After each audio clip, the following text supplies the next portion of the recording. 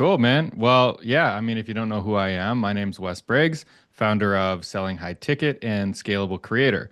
So people come to us when they're looking to land more high ticket clients using Instagram and YouTube. And that's the high level of it, basically. So if you want to learn more about that, then stick around. Yeah, and we'll drop some links in the description if you want to find Wes, figure out how you can, see his content, learn about how you could work with him. We'll have that down below. But give everyone an idea here. How did you start? Like, I want to understand the origin story a little bit. Give a little background about how the entrepreneurial journey began, maybe some of the things that you went through to get to where you're at now. Yeah, man. So I did the corporate route. So I went through uni, did the whole thing, graduated with honors, did really well. Landed my first job, what's that, 2013, I think. So I've been around for a minute here. And I did that, managed the department very quickly, ended up in more executive style function. And what actually pulled me into this space was I signed up for a webinar, and it was Dan Henry.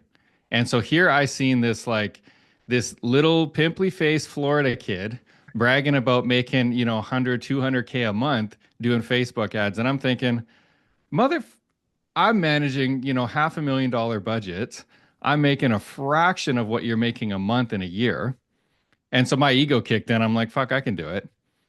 And so I quit and went and did it on my own. And long story short, it took a long time to catch up to speed because one thing that I'll say Dan's a master of is he uses this thing that Dan Kennedy coined a long time ago, but it's called the everyman syndrome.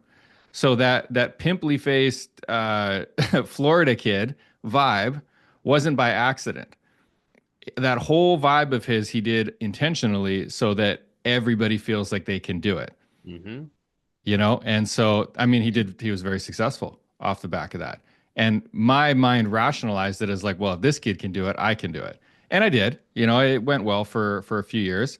I branched off from that and started doing more like profit sharing and equity consulting with companies and did that for a few years and basically now trying my hand in coaching, consulting, and more systematic stuff, right? So not me working in somebody else's business, but actually working as a guide and a support to help them grow theirs. Yeah, love that. So I didn't know this about you before the podcast, the equity part. Are you still involved in equity ventures or have you moved away from it completely to focus on what you're focusing on No, now? I still have a few. Yeah. Nice. Yeah. Well, that's an interesting I model because screen them really carefully because there's so much they take so much of my time that if you get burned on one of those, it can really hurt in terms of like revenue and time and energy and effort. So they're not something that I typically advertise. It's usually something that I'll either approach somebody or it's somebody that I'm already working with. And I'll say, hey, by the way, you need more than just a content ecosystem. You need sales systems, operations, messaging, positioning, product development, all of these things. All the shit behind the scenes that actually makes a business run, that from a marketing angle really is what can take a company from, 50, 100K a month into like that eight-figure range, right? yeah, And there's no so question. Yeah. yeah, a lot of people don't have that. They think that they just need a webinar or, they just need this thing. And that couldn't be farther from the truth, especially nowadays, because you need almost like a whole product suite. And that's where that ecosystem kicks in, right? You need an Instagram presence, you need a YouTube presence, you need a Facebook presence, because people they're going around and they're doing their research now. And a lot of times, rather than buying your high ticket thing, they're just going to go buy your low ticket thing because they've been burned or ripped off so many times. Some people will ascend very quickly, and those are like your 5-star, Formula One prospects, right? The ones who just want to race to the best thing. But you can't really build a business on those alone unless you're charging very, very high ticket prices. So, because your sales volume just isn't going to be there, at least in my experience. You need to have some of that more like broader market core offer to be able to bring people in. And so oftentimes what I'm seeing right now is that a lot of people want to test that out. And so anyways, that's a long story short, but that's really what we go in and build. And so to like price that out on like a custom basis from an agency standpoint is really difficult because you're going through multiple different projects. So often what I'll do is I'll insert myself with their team and direct the whole function. Right. So almost like fractional CMO work, if you Yeah. want to think of it like that. Yeah. I love it. The equity model is interesting because a lot of companies start that way that want to get into private equity, or it's like it's a way to, well, let me backtrack. I think the drawback of having the equity consulting, and the reason I wanted to talk about that for a second is, one, I didn't realize you did that for some time. You're still doing it. Two, I think it's becoming more popular again because it Hmm. allows you to form a business relationship that seems to be something that I've been trying to coin. It's like self verbiage for things that already exist, but I call it a liquid product versus a solid product. It means that you're more in line. Like if you had two glasses and one was filled with ice and one was filled with water, right? You could still fill the bucket enough to get the job done for it to be what it needs to be, but you could still fill that glass with water to fill all the cracks, the curves, the things that are not perfect or in align with the solid or rigid product that you sell. Equity allows you to get in and it allows you to be totally in line with the business. Where I see a lot of these deals going wrong with people right now that are doing equity sales to from a consulting standpoint is they go in with equity from an expertise. Their contract isn't hammered out properly, and the next thing that you know, the company is asking you why you're not putting more money and resources behind the execution of what you're supposed to deliver on. It's like, well, I'm here consulting and as an expert, like, well, no, you've got equity. Why aren't you putting any finances behind the strategy? And I see a lot of people stuck in this loop. Now, when the deal's structured right and the expectations are clear, I think it's a wonderful way to do business if it's your model. But what most aren't seeing when they're forming this seemingly liquid or more risk-free way of forming solid business relationships is the expectation and the contract details have to disclaim that you're not going to put finances forward. So I see a lot of those deals fall through because the consultant doesn't want to pay, you know, whatever the amount is required to actually run the strategy being recommended. Yeah, that's one thing. You nailed that, man. That's one thing that I've seen in the past and I've been burned on, not necessarily on the finance side, but contract structuring. Totally. And so, I mean, I've been out probably a total of 50 to 100 grand in terms of like actual payables because of the way that the contract was structured. And so nowadays, when I'm signing anything like that, it's going through, with a fine-tooth comb, making sure all the I's are dotted, all the T's are crossed, because yeah, it costs a lot of money, if you screw that up. I'll The give everyone the best advice that I was given probably ever in business from a friend of mine, and it honestly was pretty recent. It seems obvious, but it's not.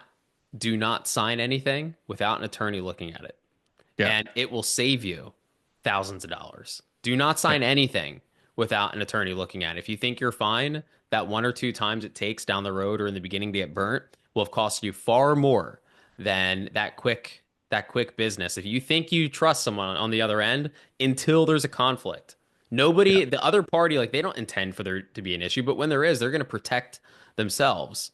yeah. Do not sign anything without an attorney looking at your contracts. I'm telling you. Yeah. I 100% agree with that. Every time I've been burned on something like that, it's been because I ignored my own like internal rule for that. And Yeah. it's funny because every time I haven't, we didn't really have any problems. But the one few times or the handful of times that it has happened, those were the times that I ignored the rule and it bit me in the Yeah. ass hard. Yeah, I bet. Same thing has happened to me. There's Yeah. no question. I'm dealing with it right now, actually, not even on an equity deal, just a regular partnership. And I think both parties, we still want to work it out and get things, moving in the right direction, but things can get gray really fast. And when they do, most people are not going to take the ownership. They're gonna do whatever they have to do to protect themselves. So Yeah. I'm trying to own it, even though I think it's a mutual issue and we'll get through it. But I think that this is just one of those things where, in that side of it, when there's equity involved, that's one of the common mistakes that I typically see. Now, the business model you have now, you're focused on, primarily focused on Instagram DMs. Now, Yeah. when I hear that initially, I'm like, oh my God, not another Instagram DM guy. But one of the things that attracted me to you was actually the way that you were doing it, your messaging, how thoughtful it was, the insights that you were providing on Facebook. I would recommend anyone listening to this go follow you on Facebook or Instagram, whatever. Were a lot different than what I would typically see out there because there's a difference between being able to identify someone that is just kind of prompting And I'm using that word intentionally for I'm going to wrap back around to it, like things that they're just told to do versus someone that understands it and can think through scenarios and provide strategic insight. And the reason I said prompting is because anyone that's ever talking to a chat GPT bot on their phone, it doesn't matter how good it is right now, it's going to get better. But within like message two or three, you could kind of sniff it out, right? It's people kind of know that it's not a person right now. Still, it's getting better, but still. And when it's just this templated prompt and everyone's rinsing and repeating the same thing, it's like, okay, this is effective, it's efficient, we understand what's going to work, but it's not going to be the most effective because everyone's doing the same thing. And that's why you can sniff out chat GPTs because everyone thinks that they're these insanely good prompt engineers, but everyone's prompting the same sort of thing. And so it could feel relatively custom, but if you get a text message that says bespoke, it's chat GPT, right? Or Yeah. some like weird word that people just typically don't use. And so I think it's the same thing when it comes to business and messaging when you're doing it yourself. It's like, is this someone that's just in another coaching program that's saying the same exact things, or are they being taught on how to do and think about things and devising strategies around proven principles? I felt like that was more the road that you were taking just from the investigation that I did on your business, and I was captivated by multiple posts and your positioning. And it's very clear that you have the originality in your messaging or in your copy that is not seen very often with like an Instagram guru.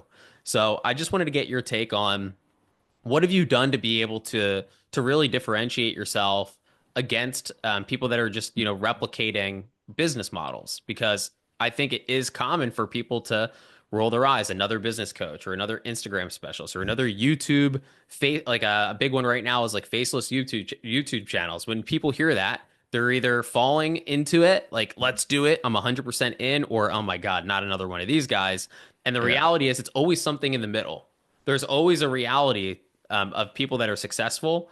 And then there's like people that try to replicate it, don't really understand it and teach it. And then that's where it doesn't work. And so Instagram DMs is great. But what actually makes it successful? And how are you able to get to the skill set you're at? Man, that was long. Sorry, guys. I love that you asked this question. First of all, it's Well, you dude, you it's know been a you know that journey. my mission's to take the high ticket industry down, right? Yeah, Like, yeah, yeah. Hey, I'm here for it. So yeah. we'll see where it goes. Um, dude, the best answer I can give you, like that's short Coles Notes version, is that I didn't rip off anybody's fucking model. First of all, you see everybody, or not. I don't want to say everybody because there are a lot of good actors in the space too. But there are so many people in this space that they've gone and taken a program. You've seen this first with Ty Lopez and Sam Ovens and Traffic and Funnels, where they go and take those programs and then they just reteach it because their business model didn't work. Yeah. And so they see something else that's working and they carbon copy it and teach that to the masses, but they don't understand what's actually happening behind it. I can tell you with certainty that, I mean, not everything that I teach is going to be a fully 100% original thought. I mean, I don't think anything nowadays is. Everybody's learned from somebody somewhere. Yeah. But I Totally. can tell you everything that I talk about, everything that I've tried and everything that I've done is something that I've jumped in that fucking muddy trench myself, tried it out, and it's either broken and not worked, and I've fought to make it work.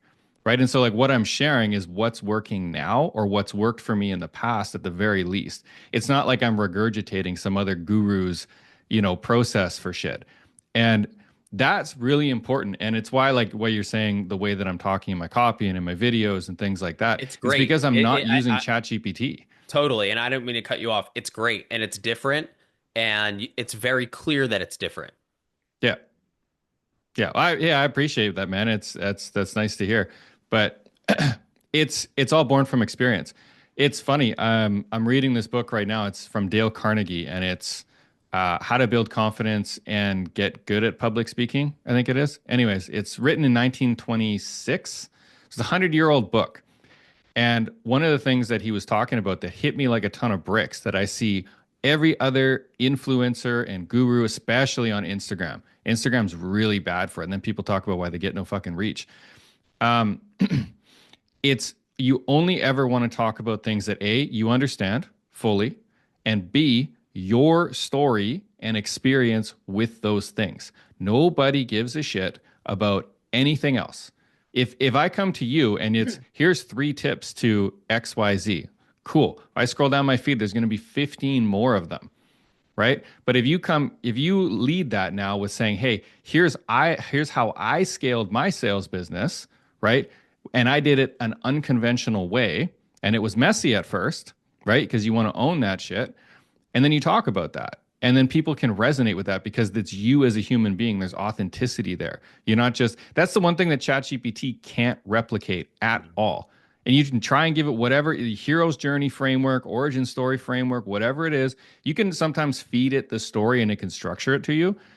But getting it to actually create a story, it's just not going to do that, man. And people often ask me, they're like, well, how do you come up with the content then? How do you come up with the stories? And it's go do shit, you know, document, don't create, right? Go out there and swing the bat and you're gonna fail, right? It's gonna suck, but that's the only way you're gonna be able to do this, and you're gonna have a hell of a story to tell at the end of it.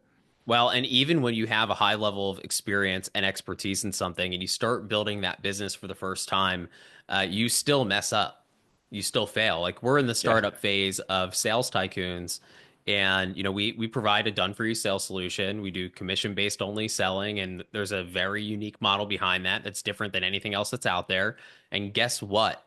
The first 90 days, I don't want to say we're a complete disaster, but what we thought was going to happen versus what happened was totally different. I Yeah. mean, by like a wide margin. And the difference is once that happens, a lot of people throw in the towel and they're like, my business model is broken. And that's where you can really shell out if somebody's an entrepreneur or not. And when that happens, that's a normal part of the process. You say, okay, well, we thought this.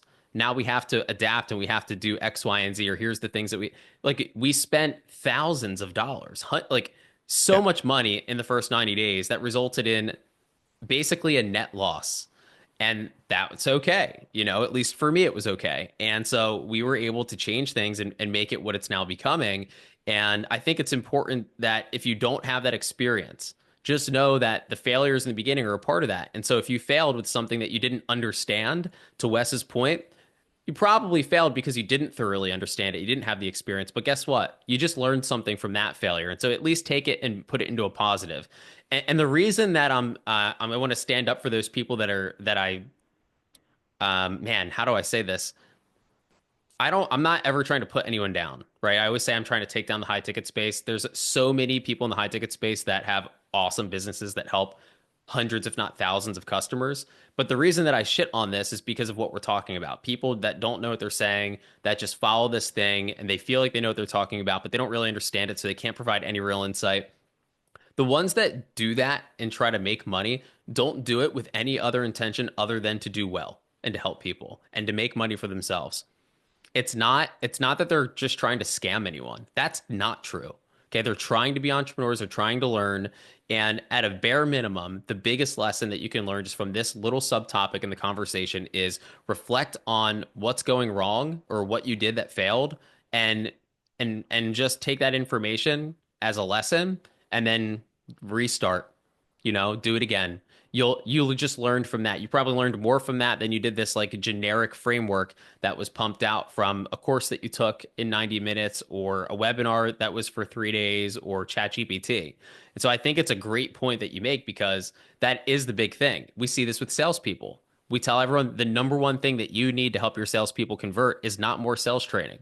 It's it's entrepreneurial experience. And that experience doesn't need to be them being entrepreneurs, but they need to learn and understand the actual issues and problems and feelings that that business owner is facing in order to effectively solve the problem, right? Because you Yeah. can sell the same way people are trying to start businesses. You can sell off of a framework. You can sell off of a set value prop. You can sell based off of what your beliefs are. But unless you really truly understand it, you actually can't solve the unique and individual problem of that consumer. No matter how repeatable it is from person to person, it's still different. And that's Yeah. ignored. And it's the same thing with your business, right? It's like, yeah, it worked for 1,000 people, but guess what? It might not work for 1,001, and that one person might be you. And so you can't rely on the McDonald's business framework. You have to rely on okay, well, the McDonald's business framework gives me a framework, but these are the Yeah. things that we've realized that are happening. This is where we're failing. Let's toss the whole thing out. No, just take a breath, reset, and solve the problem. And then Yeah. you'll start to learn a little faster. So I'm a little all over the place with that, but hopefully that makes sense. Yeah, dude.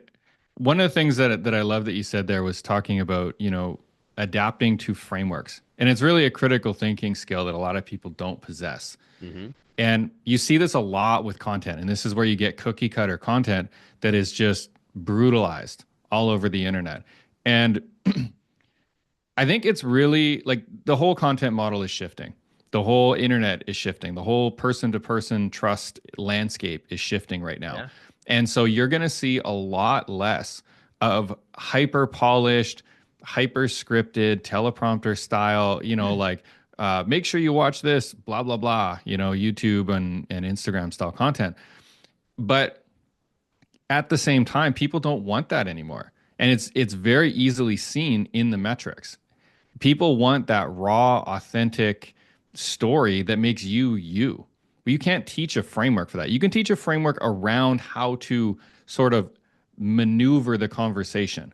Like if you look at an origin story framework, it's like, okay, well, where did you start? What was the problem that made you sort of kick off on this journey? What happened? Like that's the kind of framework, but it's not a fill in the blank framework. Yeah. It's not like how I blank without X, Y, even if like that's what everybody's relied on for so long. And it's why their content just gets lost in a sea of noise because ChatGPT can do that.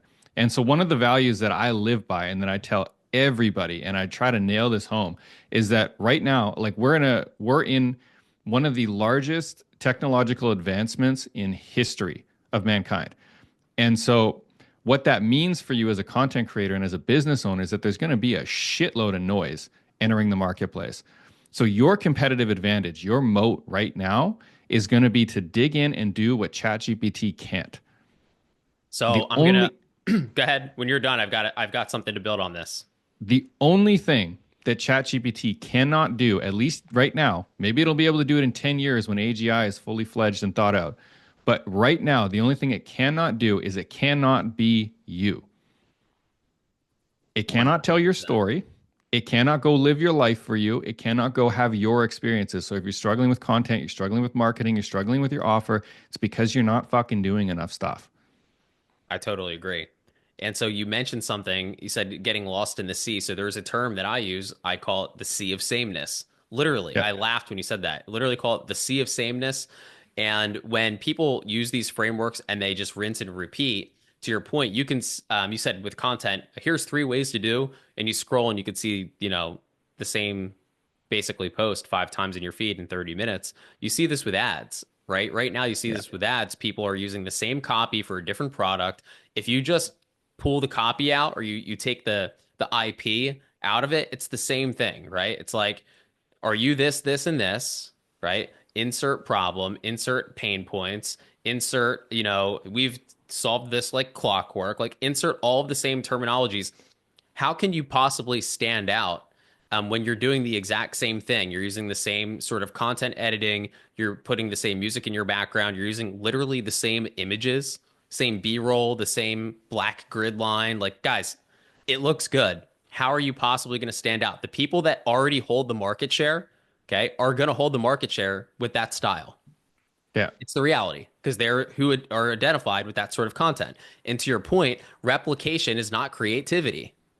Okay. Yeah. Replication is not creativity, and it's not going to create any sort of distinction on why someone should work with you versus a market share leader. And so, if you're a challenger brand, the first thing that you have to realize is that you have to find a way to follow the same similar proven frameworks, but in a creative fashion, find a way to be distinct.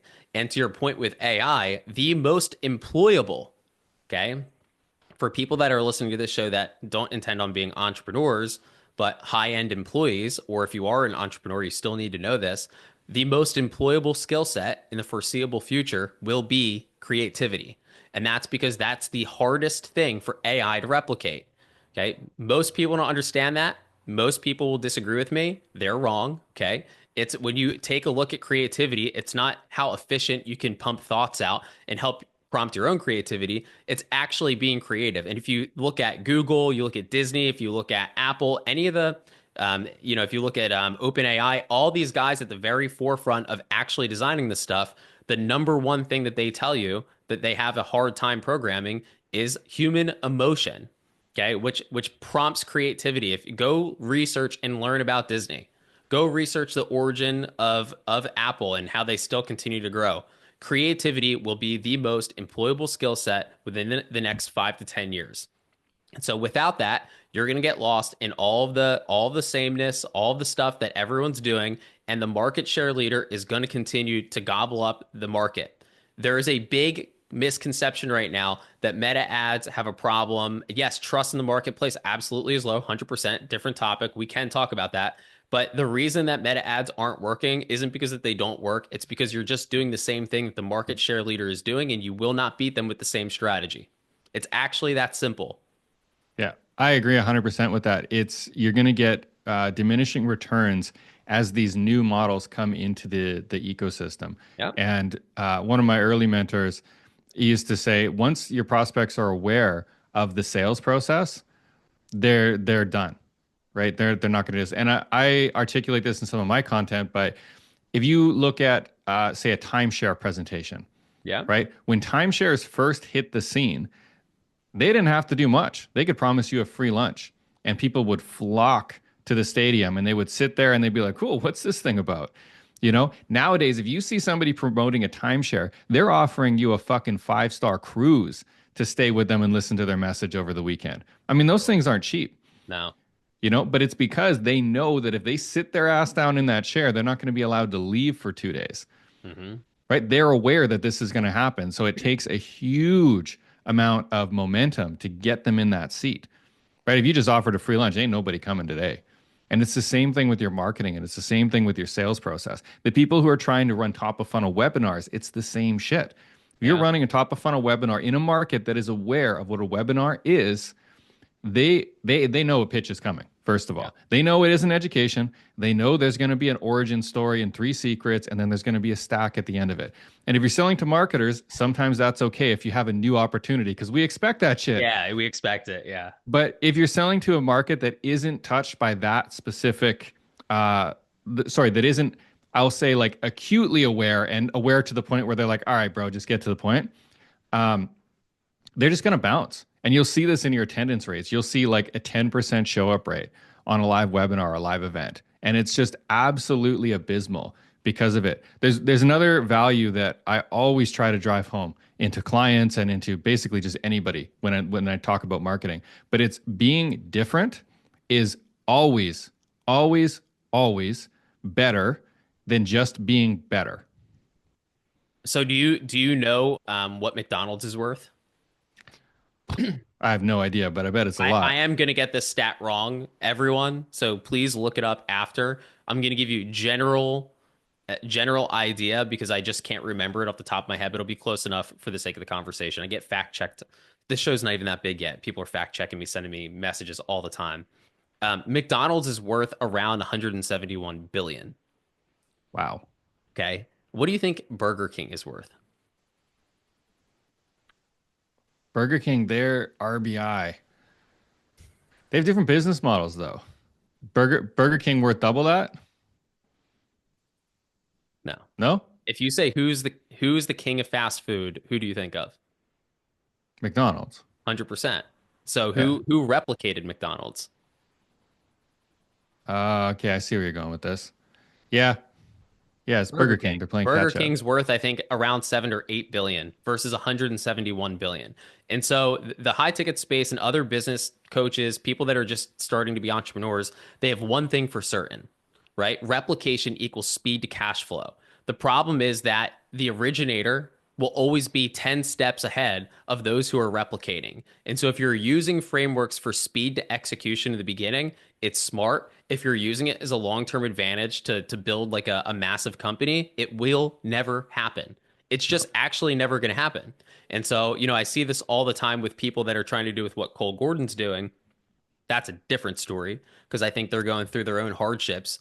And he's obviously a smart guy. There's no question. So I'm not saying anything about him in particular. But what I am saying is that just that same staffing model, if you think that if you're gonna beat what he's doing or find some other way of succeeding, likely it's not gonna happen. Even if they're having No. issues, he's still the market share leader in that model, and people are gonna go there probably first among other recruiting agencies that focus more on like enterprise level, probably companies that no one's heard of. For the most part, at least in the high ticket space. And so Yeah. market share leaders will always win. Replication is always going to bring speed to success. But when you think about how similar, yeah, they have different models, but the premise of having like a staple, fast food restaurant that's just totally systematized, it started with McDonald's. They're that far ahead of everyone else. Okay. Yeah, And it's like, McDonald's has a very interesting business model too. well, they're a real estate I'm glad company. you brought it up. So McDonald's business model is actually not fast food. That's probably going to blow a lot of people's mind, but their business model is acquiring real estate and acquiring They're a land. real estate company, 100%. Yeah, And the same thing with, I don't know if everyone's familiar with Raymore and Flanagan, but Raymore and Flanagan's a furniture store. They are a real estate first company. They are a furniture store second. yeah.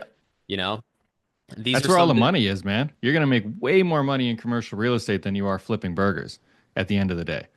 totally. And they didn't start out that way, but they realized that when their franchisees were gonna buy stuff, that they should buy the buildings, they should buy the complexes in the area, they should Yeah. all they knew traffic was going to come from McDonald's, and so they were smart. And so there's always going to be IP, there's always going to be things that originate from the original idea that don't translate to your model, so you cannot rely on adoption. Adoption could be the first step to understand things that maybe you didn't, to bring speed to execution, get things moving. So I think it's interesting. I have a question for you because I'm not an expert at DMs. I want to see if this relates to one of the things we're talking about. You said something that is relevant to something called the ad response function. So I'll come back to that. But when it comes to DMs, and that I actually just don't know. So this is something that maybe I should be like paying you for this, right? I don't know. He's gonna Venmo me a request for like 10 grand when we're done. When you're going through a DM strategy and you find that a prospect is just not in market to buy, how frequently do you follow up with that person versus finding someone else that is in market and moving forward with the conversation with another person? So when you say in market, do you mean like, because different ways to look at this. In market being like a sales qualified lead, actually looking to have their problem solved or looking to buy. They're in the 100% that. consideration point. Yeah, yeah, okay. Typically, what I do, and again, it's this is a gray answer because there isn't a black and white. Like, there's no framework that I'll say that works for everybody for this. Hmm. But if you have a lot of lead volume and your sales teams are already fed, they're already full, then I would say move on. If they're not, then you want to put that person back into the pipeline and just nurture them, right? Follow up with them maybe once a month, right? Check in with them every once in a while. And like, you don't have to, because the worst thing you're going to do with DM selling is oversell. If you oversell somebody in the DMs, they're gone. They'll ghost you, they'll delete the chat, and they will never look at it again. And the only person who's going to think about it will be you. And so it is a different strategy. On a phone call, I mean, it's harder to get off the phone or a Zoom call with a prospect or have the prospect just sort of like hit the end button because that's quite a what do you call it? Like a social like a hot button. It's like if somebody hangs up on you, like not a lot of people are going to be willing to do that. And so with the DMs, it's a lot easier to ghost somebody. And so you have to pull them in towards you versus running after at them like screaming like some crazy person. Um, I would say that's the biggest difference between phone sales and DM selling is that your leads actually have to be leaning in. So if they start leaning out, you have to lean out with them. And so if this person is indicating that they're not ready right now, it's a matter of matching their energy, really is what it is. And so again, And if you have more that's a prospects, human skill set, yeah, right? This is why yeah, I think automation and automated responses are not going to convert the way a person does, at least most of the time. no. Yeah. I will say AI like sales is really good for two call setting Hmm. because that initial process, that initial 4 to 5 messages that you're going to send before getting somebody on a triage call is pretty systematized. There's not going to be a whole lot of customization back and forth. But when you actually get into the point where you're discussing about their offer, what their goals are, what their pain points are, what have they tried before that hasn't worked for them? Why hasn't it worked for them? What's unique to their business model or their, industry that maybe it's worked for other people? Like you said, maybe the frameworks worked for others, but it didn't work for them. And so you have to actually go in as the expert and look at that and say, I see what's going on here, right? It's actually not a webinar problem, it's a positioning problem, I totally right? agree. Everything you just said makes sense. We usually say it's like, 2 to 3 messages, but that's for what we do. Other Yeah. industries, maybe stuff you're doing up to four, even five, but it's too many people are waiting too long for the human transfer, in my opinion. But I Yeah. think leveraging it up to that point makes total sense. You're right. It's like everyone's going to have similar answers, but I don't want to get too lost into that yet. It's to the point of your question. I assumed that would be the case. Phone sales is different, but when you're doing DMs, that's essentially the marketing strategy, and then it segues into the sales strategy. It's like one Yeah. thing. And so in marketing, there's something called the ad response function, and I didn't know for sure, but it made sense to me that this is the case. The ad response function is very well researched, and basically it shows on this curve, of down here an upward trajectory and then a rapid curve over to the right. And what it shows is that 90% of in-market buyers are more likely to click and buy on the first time that they interact with your brand. And then it's only 10% in the funnel that are in market or maybe on the edge that will continue to buy through that process. And moving on makes a lot of sense for me, your response. And it's not that you move on completely, it's that you keep them in your pipeline to nurture for later. And what people forget about marketing with the ad response function is the 95-5 rule. Generally speaking, 5% of your markets in market anytime to buy, 95% are future buyers, and no one in the space is marketing to future buyers, which means that it's more expensive for you to run the same direct response ads when they start to research things or get back in the algorithm again. And they could have been, you could have held that mental real estate in their head being top of mind if you were just keeping them, seeing something like with an awareness campaign down the road every so often. And Yeah. so to my point here, the ad response function basically means that you should move on. You should have a larger awareness style messaging, like you were saying before, rather than niching down to the point where that audience might not exist for you yet because your business is so new. You might not even know who your audience really is. You just kind of have an idea. And Yeah. this is the problem that I have with retargeting. I wanted to see if it kind of applies to the same way with DMs. Retargeting is people that are outside of the 90%. Now we're just spending tons of money on tons of ads on that 10% of people that still might convert. And so the question becomes, would you rather put one ad in front of 50 people or 50 ads in front of one person? Well, if it's me and I'm spending my money, I want to put one ad in front of 50 different people that are either now and or future buyers than 50 ads in front of that same person that's in the 10% that might buy. Yeah. I love that you asked this question because I'm gonna break down some like marketing wizardry here Yeah, that I didn't know how much it applied to organic like that because that's not my bread and butter, but it feels oh like it man, applies. there's two camps. There's ads and organic, and honestly, I don't occupy either one of them. I'm in both. Yeah, And there's a very, very good reason for that. Because first of all, I don't want to be, chained to the algorithm, right? I actually am not the hugest fan of organic only businesses. I think organic is a necessary evil. I think you have to do it. You have to show up, you have to do content, and there's no two ways about it. How you do it is going to look different for everybody, but you do have to do it, I agree with especially in that. today's day and age. If you are strictly running ads, it can work if you're in specific business models, but it's not, you're leaving a shit ton of money on the table, Hmm. is me putting it bluntly. And your everything will go up. Your conversion rates will go up, your trust will go up, your refunds will go down. You're educating your prospect. And so if you're just heavy pushing on the front end, then you're expecting your sales team to now pick up the slack and push that sale across the finish line, which Yeah. is a brutal way to run a business. You have a lot of unhappy customers, you can have a lot of chargebacks unless you have an ironclad customer delivery process. Now, that's not even the marketing part. That's just sort of a quick little Grandpa Simpson tangent there. But the marketing process, you said everybody's targeting the 5% who are ready to buy now. That is without a doubt one of the worst ways that you can run ads or do your content because Totally. Everybody's doing it. You've got 95% of all budget being pushed into that segment of the market. So it's hella competitive. And what people don't realize, especially with Meta, is that if you are targeting at top of funnel, meaning these people don't know who you are yet, what's happening is that you're reaching that prospect, but as they click on that to show interest in being a sort of product market fit, whatever, they're not necessarily going to buy right away. But because they've now demonstrated interest in your product, guess what the next 14 ads they're going to see are?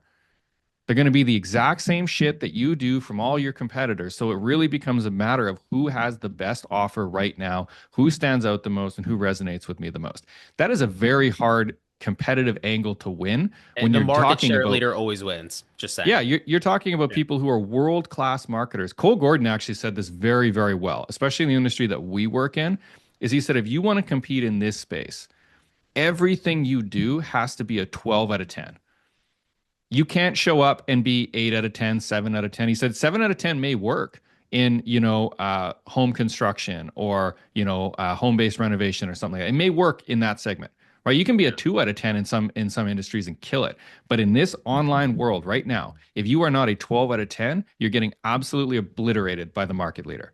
That And so I totally agree. Yeah. so what we do is we don't market top of funnel to that group at all.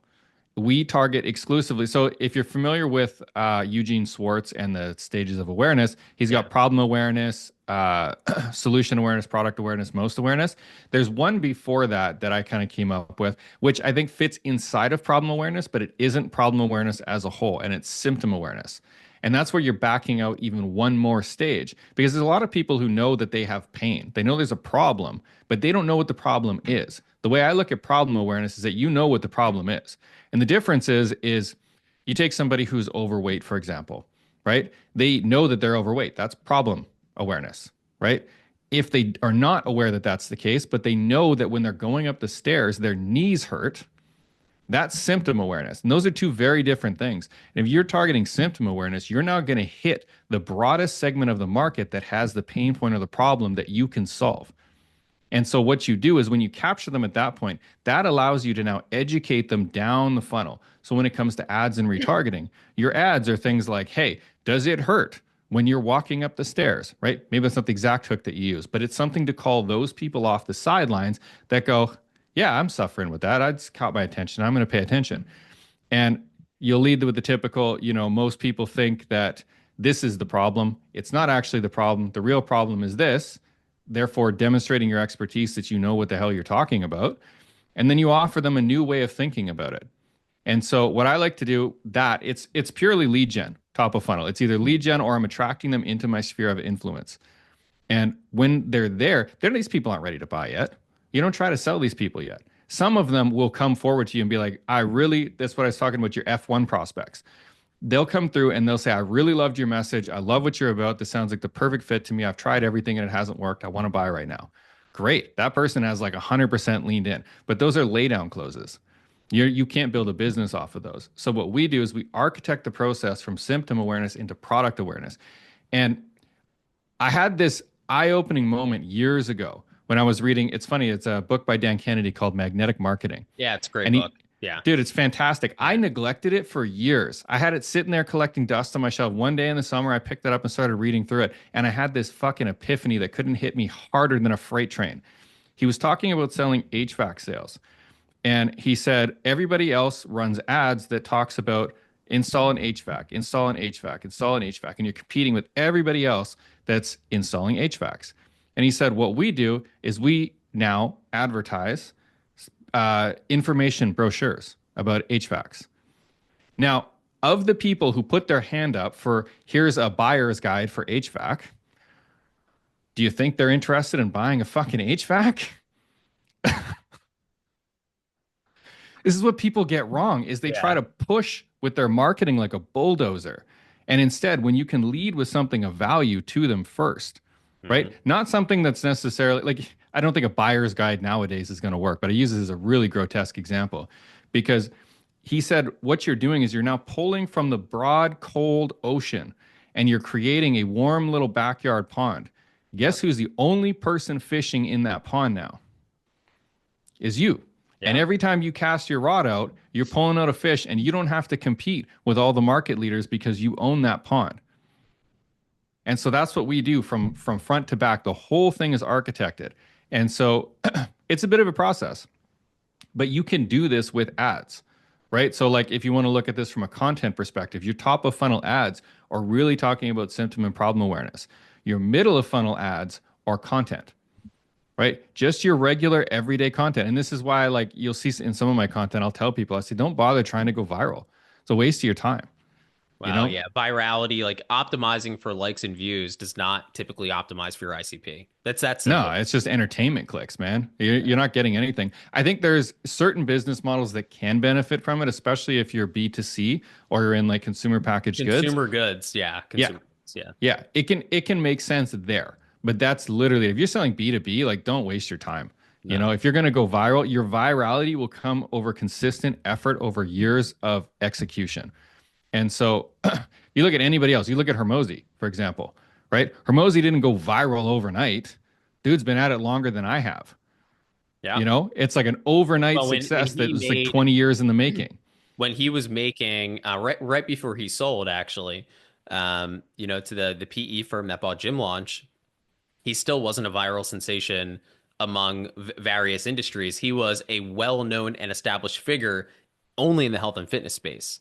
Yeah. Okay. It was like after that acquisition happened and they'd been working on the business model for acquisition.com that they, then diversified on all platforms and had more general business information. And when you had, 1 million followers just in fitness, that shareability and all these other things expedited the reach and growth into other verticals rather quickly because it reaches general audience, which comes down to a point you softly hit on earlier. And if we have time, we could talk about, that the idea of not being so small that you limit your ability to succeed. But that's how they were able to grow so fast. And so you're right, he did not explode into like the general business high ticket guy that everyone knows up until after the fact that they started acquisition.com. Before Yeah. it was just health and fitness, right? And it's like that didn't happen overnight. No, no. And 5 years to plus. sort of piggyback off of that too, what he did was he did something that nobody else was willing to do. And he showed the fuck up every day and put out content that wasn't gated in any sense. I've got nothing to sell you was his tagline. I mean, now he's got lots to sell you. But back then, he didn't have anything to sell you. And this whole thing was being different than all the other marketers and content creators out there that are gating to try to sell you something later. And nobody else could do it at the time. I mean, when you've got, 50 cool million sitting in the bank, I mean, you can kind of do whatever you want with your time. But he took his edge and applied that to the market in which nobody else had really popularized yet. And No. so again, this is where I mean he's sort of the double entendre here where he's both good at what he does and different. But look at the result of it.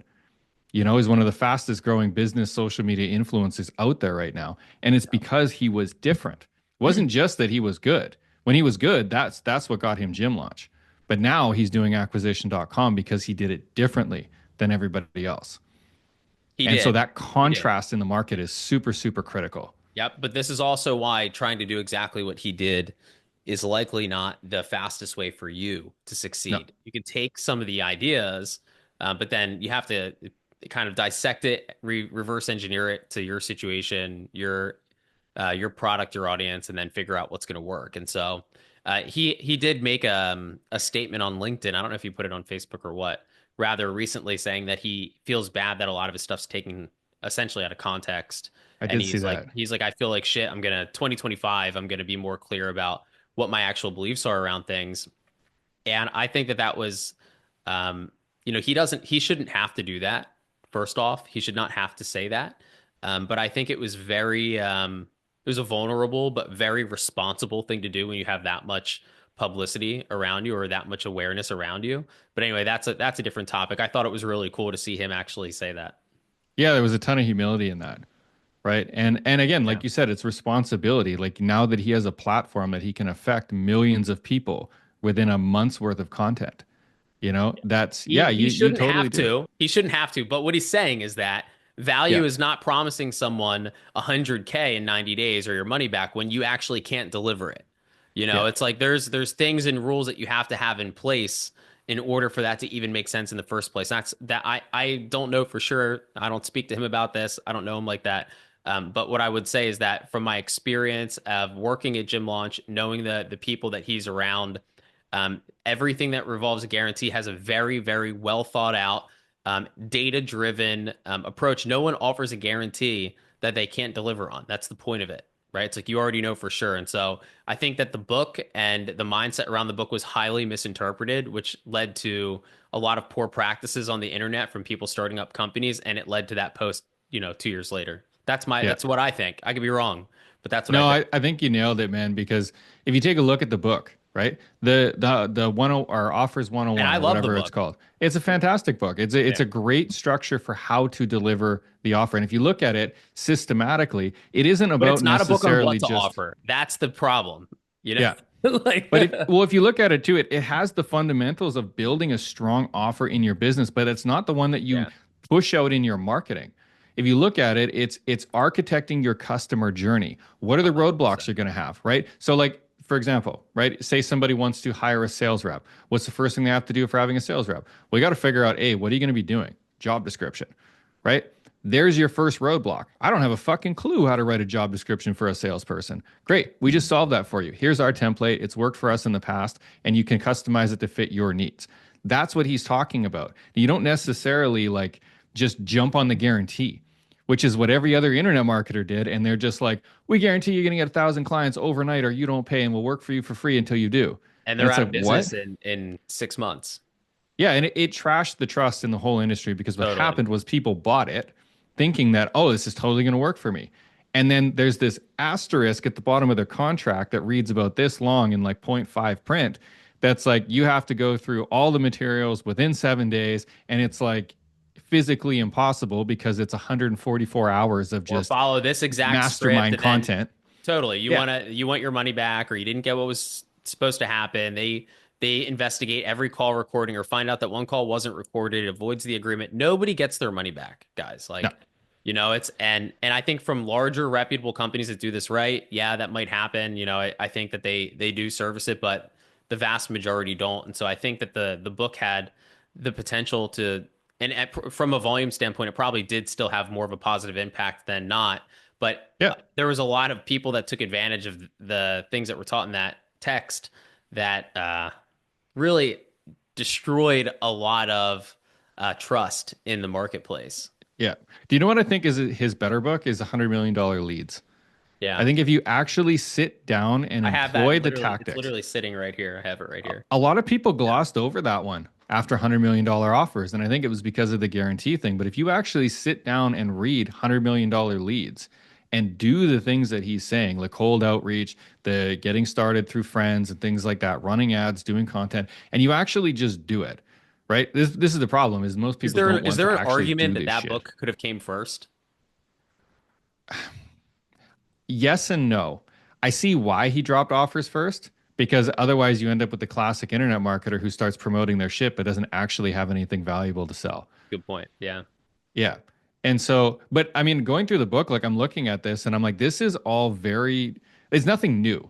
There's nothing revolutionary. So if you're looking for a silver bullet or you're looking for some like mystical unicorn that's going to scale your business to 8 figures, it isn't in there. It is all your very, very specific business fundamentals. Like I always tell people, if I had to make money right now and it wasn't online, right? Like if I, whatever, had no money and I needed to go sell something, dude, I'm going to go downtown on Main Street and I'm going to go knock on business owners' doors and I'm going to get a meeting with them face to face, or I'm going to start cold calling people. And The that's lost just what art. it is. Yeah, no, it Yeah. is. But if you want to Yeah. drive volume quickly, it's not scalable. It is unless you have a team or a dialer, what do you call it, like a call center, it's not Yeah. scalable. So like I'm Totally. not going to do it now because it doesn't suit me right now. But if this is what I did, like if I look back to when I left corporate, this is what I did, man. Like I cold messages people. I went on business forums. I looked at billboards around the area and I found people who were already spending money on advertising. And I reached out to them manually. I looked them up online. It's just business development. It's simple sales. Most people think that they just, oh, I'm just going to run ads. I'm just going to have a webinar, whatever. Anyways, this, like you said, it's a lost art, but this shit actually still works. And this is how the rest of the world still functions outside of the internet world. And so that's a lot of what he actually teaches in that book is Hmm. it's maybe not word for word, but if you take it in that direction, it will work for you. Right? Just people just don't want to do it. And so that's why you have these like more ads and content and all these things, which are more scalable. And like, I mean, that's obviously what I help people with. So it is the way that you want to direct it. But if you want to get a business up and off the ground, that's what you do. And anyways, all that to say is I think he put a lot of knowledge into that book about what actually goes into growing and starting a company Yeah. more so than he got credit for. I agree with that. I like the second one better too. They're both good. I like both of them. Yeah. It's always funny when I kind of talk about Alex because a lot of what I try to explain to people, they feel like it goes against what Alex is teaching, but it's not. It goes against the context in which they've absorbed his information. And so it's important that when any book, forget Alex and forget any of his books, any book, any lesson, any guru, any course, any webinar, it's not about what to do. You also have to understand why it works or why it doesn't work and just the entire why behind it. Because when you Yeah. don't thoroughly understand the why and you just understand the steps, when things break, you don't know how to fix them. And Yeah. that's bad enough for your own business, but it's even worse when you're responsible for coaching another. And Yeah. that's why I get so direct and passionate around trying to inform people on not just following bullets, but understanding the bullets so you can adjust. That's the key to everything is you actually need to understand it. Back to salespeople, because we got a lot of sales reps that listen to this podcast, not just entrepreneurs. If you actually understand, okay, the reasons, the feelings, the circumstances, even down to geographically could affect everything. Well, if you really understand why, well then you won't sound silly on the other end of the phone when you're consulting or selling. Sometimes you do, and people are just too polite to say anything, and you don't realize that Tone unless deaf. you've been yeah, unless you've been a business owner and you've experienced these things, right? And it's like, wow, like I can't believe this person has this much confidence. I would say have delusional confidence when you're selling, but sometimes it's so delusional that the business owner is just too nice to just say anything, right? And you actually lose credibility with that. And so you have to understand how to solve each and every problem individually. You can't do that if you don't have the education in the industry that you're in. It can't just be bullets, right? It can't just be No. frameworks. So, um, yeah. What else? We got a couple minutes left here. You know, Anything else top it's of funny mind that you from that? say that. What? Yeah. Yeah, yeah. There's So when I was in like whatever 18, 19, whatever, etc. Mid sort of after high school, I did a little bit of like sort of just retail sales, and I didn't start in the sales role, but I navigated myself there naturally very quickly based on the fundamental principles that you were talking about. And salespeople at the time didn't like this because I was the retail stock person. And so where I navigated up to is because I started talking to the customers and they would ask me questions. And so I started slinging iPods, car stereo systems, and things like that. Why? It's because I wasn't pitching them on what the promotion was. They'd come up and I'd start doing demos of the product, showing them A, how it worked and what it did. And I would tell them stories about different pain points that these things solved. Again, you can only do that with the expertise of the product, which I had naturally because I used the products myself. But Mm. it comes back to what you're saying. Like, if as a salesperson, if you don't understand business, if you don't understand like entrepreneurship as a whole, how the hell can you talk about it? You can close deals at like 15-20%, and that's what you typically get. Maybe Yeah. even 30 if you get really good at like objection handling, but you can close at 40 or 50% with if you have a qualified lead in front of you, if you really understand the issue. Yeah. That's what separates you from a good salesperson, and there's nothing wrong with being a good salesperson, to like a top 1% or even Yeah. as an entrepreneur. I like looking at it as do you know what judo is? Like Hmm. martial arts? Yeah. So judo is the art of basically using the opponent's body weight to navigate themselves around the ring. And if you want to look at sales, it's the same thing. If you're looking at like traditional sales, right? Like that, it's just hand-to-hand combat. Like it's a lot of force. Whereas being a one percenter is now having the conversation navigate itself around there. But again, you have to know what their situation is. It's not just frameworks and objection handling. It's actually understanding what their situation is and being able to pull them in. right? Like judo. If you can get Yeah. them to lean in, you can now throw their weight in the direction that you want it to go instead of trying to pick them up and put them there physically. Big, big, big difference, especially in terms of your effort. And that's why you'll see a lot of these really like high performing sales guys. It will feel and look effortless, right? Like a lot of times when I do sales conversations with people, they doesn't feel like sales, right? It just feels like And a conversation. and it shouldn't, you know. 100%. You Yeah. know, And you that's said how you something guide it. really early in the conversation, which was people now have the ability to research and look things up and find information on their own. People say, well, that we have a more sophisticated buyer. Well, I think the only reason we have a more sophisticated buyer nowadays is just because of access to information. It's not that the person's more sophisticated, it's that they don't need the salesperson to walk them through every single detail or to tell them what they already know. And that's what a lot of people try to do. They're trying to force that square peg, into a round hole, for lack of Yeah. a better term. We can't operate like that as salespeople anymore. Yeah, we have a more sophisticated buyer only because of access to information. And once you acknowledge that and you figure out how to maneuver the body weight, right? The judo way of selling, so to speak, it should really never feel like you're selling them. That old school scripting process, or it's kind of becoming new again, which is kind of crazy to me.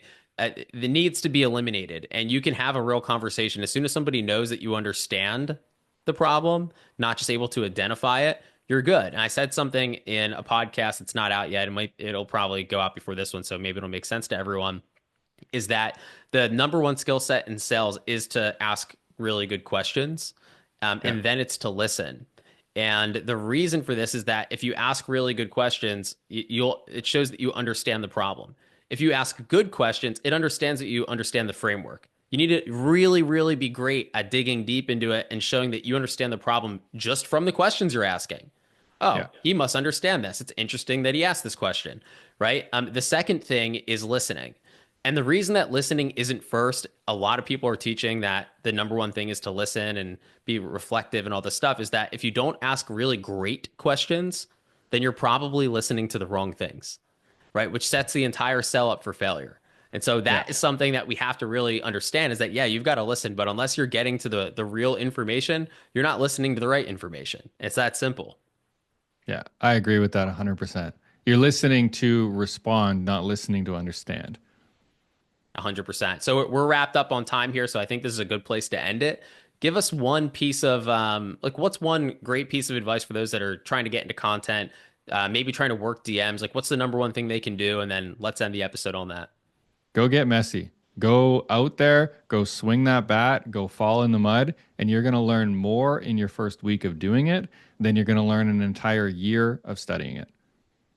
100%. Love that advice. Well, Wes, thanks for joining us again. Going to drop all the links in the description. So if anyone's interested in getting in contact with Wes, please do so. Please subscribe. It keeps the show going. Really appreciate everyone that's followed along so far. This is another great episode of Sales Architectures, though. Thanks for joining me today, Wes. Appreciate it. Yeah, it's been my pleasure, man.